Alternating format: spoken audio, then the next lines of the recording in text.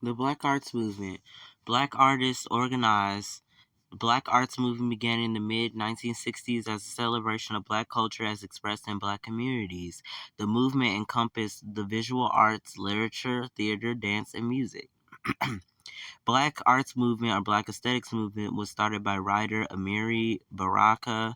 The former Leroy Jones lived at the time in Manhattan's Harlem neighborhood.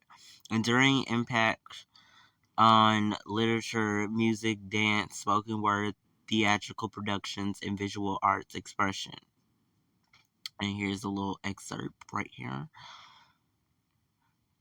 We also have women, more women of the Black Arts Movement. We have Maya Angelou, Nikki Giovanni, Sonia Sanchez, Toni Morrison, Angela Davis, Bell Hooks, Paula Giddings, Gwendolyn Brooks, Rosa Guy, Lorraine Hansberry, Barbara Ann Tier, Adrienne Kennedy, Cleonora Hudson Weems, Jane Cortez, and Audre Lorde.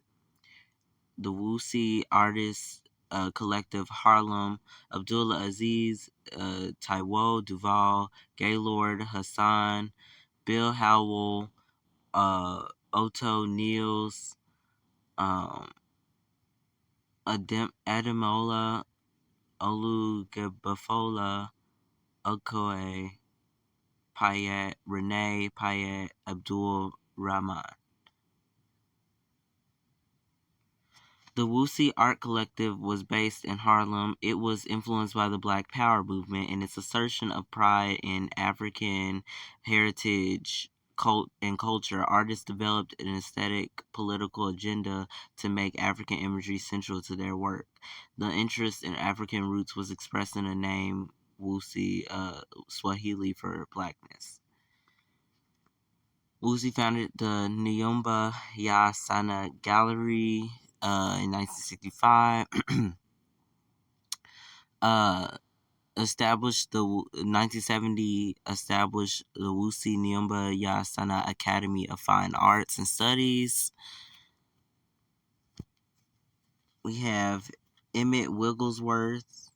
Wigglesworth was born in Philadelphia, Pennsylvania, where he attended the College of Art and Design.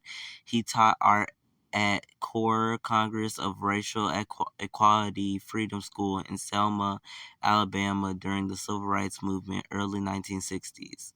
Wigglesworth joined Woosie as one of its artist educators, developed a mural style based on what he called scribbling drawing, creative metaphysical power channeled through pen ink drawings containing messages, spiritual directives for humanity, inspiration drawn from Black American diaspora, cultural heritage, life experiences, and spiritualities. We also have early works included his poetry about his experiences hitchhiking across the U.S. and Canada. Save the Children, The Parents 2, 2009. Family Affair, the family concept must include the world. We have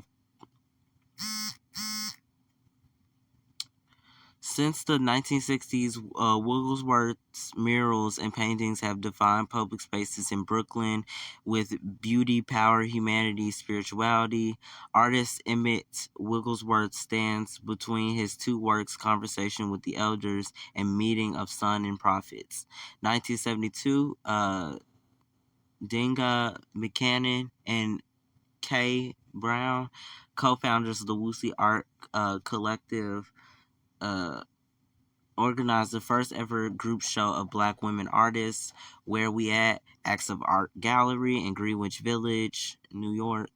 The artists went on to form a collective by the same name, organizing traveling exhibitions and doing work with the elderly and incarcerated for the next 25 years. Brooklyn Museum. All right. Revolutionary Sister, 1971 by Dinga McCannon. McCannon was motivated to make Revolutionary Sister to challenge the lack of representations of black women warriors. And here's a little excerpt about that. We also have this picture, which I also love. I love this one at the top too. 1967, we have vision of the organization. Well, the Wall of Respect. Oh crap, the Wall of Respect. Vision of the organization of Black American culture based on the South Side of Chicago. We have collective artists, community and intellectual practitioners active in the civil rights movement. Envisioned a 20 by 60 foot mural painted on a tavern site marked for redevelopment. Conceived as a guerrilla mural, as the owner was never contacted about the proposal. A policy of non-cooperation with the media was adopted. The Wall of Respect, led by William Walker, who initiated the mural as a collaborative process. OBAC solicited community support from the residents, including gang members. Artists and the community debated and agreed to a list of black heroes to feature using OBAC's definition. Any black person who honestly reflects the beauty of black life and genius in his or her style, and who demonstrated originality and social consciousness for other less fortunate black people.